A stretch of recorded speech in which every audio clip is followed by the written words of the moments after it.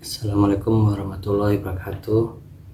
Perkenalkan, nama saya Robi Chandra dari kelas MJ101, mata kuliah Ekonomi Mikro.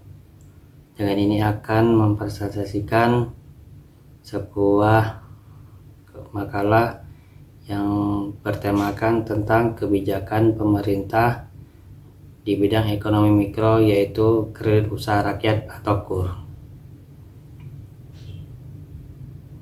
Baiklah, pertama-tama kita akan menjelaskan tentang pengertian, maksud dan tujuan dari KUR. Pengertian kredit usaha rakyat yang selanjutnya bisa kita singkat menjadi KUR adalah kredit atau pembiayaan kepada usaha mikro, kecil, menengah, dan koperasi atau kita singkat UMKMK dalam bentuk pemberian modal kerja dan investasi yang didukung fasilitas penjaminan untuk usaha produktif.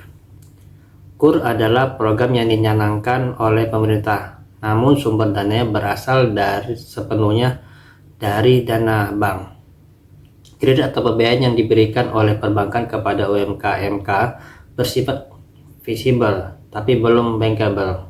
Maksudnya adalah usaha tersebut memiliki prospek bisnis yang baik dan memiliki kemampuan untuk mengembalikan. UMKM dan koperasi yang diharapkan dapat mengakses KUR adalah yang bergerak di sektor usaha produktif antara lain pertanian, perikanan, dan kelautan, serta perindustrian, kehutanan, dan jasa keuangan simpan pinjam. Maksud dan tujuan KUR dalam rangka pemberdayaan usaha mikro, kecil, menengah, dan koperasi, penciptaan lapangan kerja, dan penanggulangan kemiskinan, pemerintah menerbitkan paket kebijakan yang bertujuan meningkatkan sektor real dan memberdayakan UMKMK.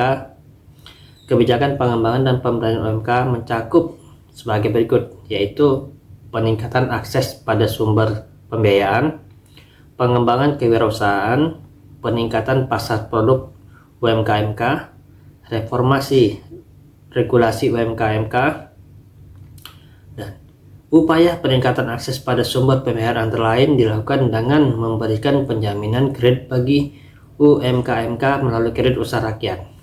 Pada tanggal 5 November 2007, pemerintah memberikan penjaminan terhadap risiko KUR sebesar 70%, sementara sisanya sebesar 30% ditanggung oleh bank pelaksana. Penjaminan KUR diberikan dalam rangka meningkatkan akses UMKMK pada sumber pembiayaan dan dalam rangka mendorong pertumbuhan ekonomi nasional. Kebijakan kredit usaha rakyat atau KUR. Latar belakang kredit usaha rakyat atau KUR diperkenalkan pada era pemerintahan Presiden Susilo Bambang Yudhoyono sebagai respon terhadap tantangan kemiskinan dan sebagai bagian dari upaya untuk meningkatkan pertumbuhan ekonomi, terutama di sektor usaha mikro, kecil, menengah, dan koperasi. Dengan menerbitkan Instruksi Presiden Nomor 6 Tahun 2007 tentang kebijakan percepatan pengembangan sektor real dan pemberdayaan UMKM. Program ini diluncurkan pada tanggal 5 November tahun 2007 sebagai hasil dari kerjasama antara pemerintah Indonesia, lembaga perbankan, dan perusahaan penjaminan. KUR bertujuan untuk memberikan akses lebih mudah terhadap pembiayaan bagi UMKMK yang seringkali kesulitan mendapatkan dukungan keuangan dari lembaga keuangan formal. Dengan memberikan akses terhadap modal, program ini diharapkan dapat meningkatkan daya saing dan produktivitas UMKMK, menciptakan lapangan kerja, serta memberikan dampak positif pada perekonomian lokal. Pemerintah bekerja sama dengan lembaga perbankan untuk menyediakan modal atau investasi kepada UMKMK melalui penjaminan kredit, MOU atau nota kesepahaman antara Departemen Teknis Perbankan dan Perusahaan Penjaminan pada tanggal 9 Oktober tahun 2007, menjadi landasan kerjasama antara pemerintah dan sektor keuangan. Dalam pelaksanaannya, KUR mencapai respon positif dari masyarakat sejak diluncurkan dan penyalurannya mengalami pertumbuhan yang signifikan pada tahun-tahun awal pelaksanaan. Namun seperti dicatat pada tahun 2009 terjadi penurunan yang cukup tajam dalam penyaluran KUR akibat menurunnya aktivitas ekonomi secara global sebagai dampak dari krisis finansial. Berikut adalah gambaran umum tentang KUR yang ada dari kriteria penerima, tujuan, dan kemudahan KUR. Di sini kita bisa lihat suku bunga yang ada dalam KUR itu mencapai sebesar 6% efektif setiap tahun per tahunnya. Sumber dana KUR bisa kita lihat dari 100% dari lembaga keuangan penyalur KUR. Tujuan KUR yaitu meningkatkan perusahaan akses pembiayaan kepada perusahaan produktif, meningkatkan kapasitas daya saing usaha mikro kecil menengah, mendorong pertumbuhan ekonomi dan penyerapan tenaga kerja. Selanjutnya, penerima KUR ini bisa terdiri dari individu, perseorangan, baik sendiri-sendiri maupun kelompok usaha atau badan usaha yang melakukan kegiatan produktif. Di sini kita bisa lihat apa saja sasaran penerimaan KUR. Sasaran penerima KUR yaitu kita bisa bagi menjadi beberapa kriteria, yaitu KUR untuk usaha mikro, KUR untuk usaha retail, KUR perikanan berupa penangkapan dan budidaya ikan, KUR untuk usaha perdagangan seperti kuliner dan pedagang eceran, KUR penempatan tenaga kerja Indonesia (TKI), KUR untuk industri pengolahan seperti periklanan, fashion, film atau animasi, serta kegiatan ketahanan pangan lainnya. Setelah KUR untuk jasa-jasa seperti transportasi, komunikasi, real estate, dan jasa pendidikan atau kesehatan lainnya. Persyaratan untuk pengajuan KUR. Pengajuan KUR ini ada syaratnya, yaitu bagi usaha KUR mikro yaitu maksimal kreditnya yang 25 juta dengan jangka waktu 3-5 tahun, yang telah mempunyai usaha aktif selama kurang lebih minimal 6 bulan dan tidak sedang menerima kredit perbankan kecuali kredit konsumtif, menyertakan identitas diri berupa KTP, kartu keluarga, dan surat izin usaha. Lain begitu juga dengan KUR retail, yaitu dibedakan dengan besaran kredit mencapai antara 25 juta sampai 500 juta dengan jangka waktu 4-5 tahun. Sedang tidak menerima kredit perbankan kecuali kredit konsumtif, mempunyai usaha produktif dan layak, telah melakukan kegiatan usaha aktif minimal 6 bulan, memiliki surat izin usaha mikro dan kecil.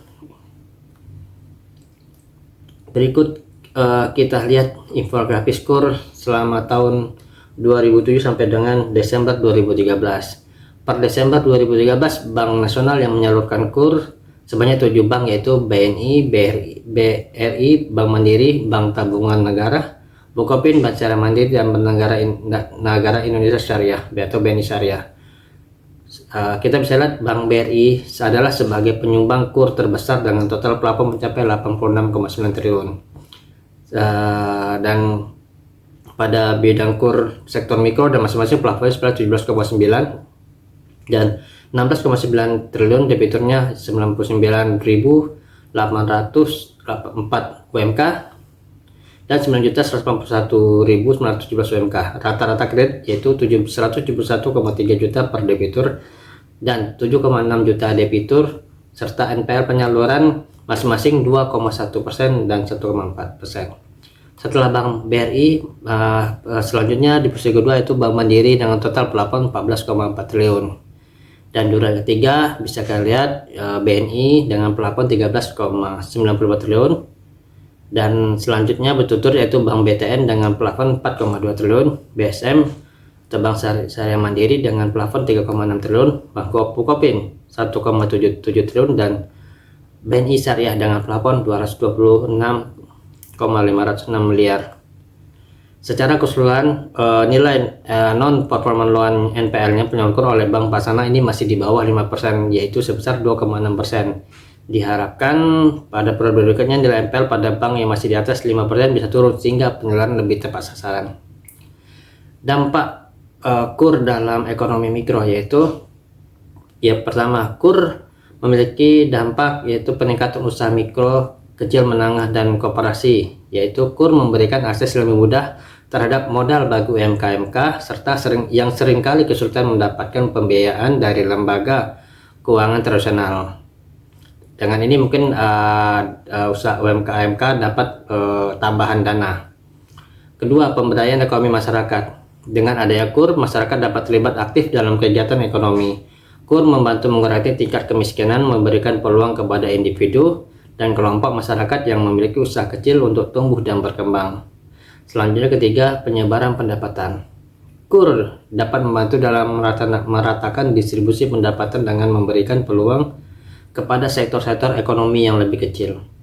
Ini membantu mengurangi kesenjangan ekonomi dan meningkatkan kesejahteraan di tingkat lokal. Selanjutnya dampak keempat yaitu peningkatan daya saing. Dengan mendukung UMKM-K, KUR dapat meningkatkan daya saing ekonomi secara keseluruhan. UMKM-K yang diberdayakan memiliki potensi untuk bersaing lebih baik di pasar lokal dan mungkin bahkan ekspor, yang pada gilirannya dapat mendukung pertumbuhan ekonomi nasional. Kelima, kreativitas dan inovasi. Akses terhadap modal melalui KUR dapat mendorong UMKM-K untuk menjadi lebih kreatif dan inovatif dalam menjalankan usaha mereka. Ini dapat menghasilkan produk dan layanan baru yang mendukung perkembangan ekonomi lokal. Melalui dampak-dampak ini, kredit usaha rakyat atau KUR ini dapat menjadi instrumen yang efektif dalam memajukan sektor ekonomi mikro di Indonesia, memberikan manfaat yang lebih luas bagi masyarakat dan perekonomian secara keseluruhan. Sekian presentasi dari saya tentang masalah kebijakan pemerintah di bidang ekonomi mikro, yaitu kredit usaha rakyat. Atas perhatian dan perhatian saya ucapkan terima kasih. Assalamualaikum warahmatullahi wabarakatuh.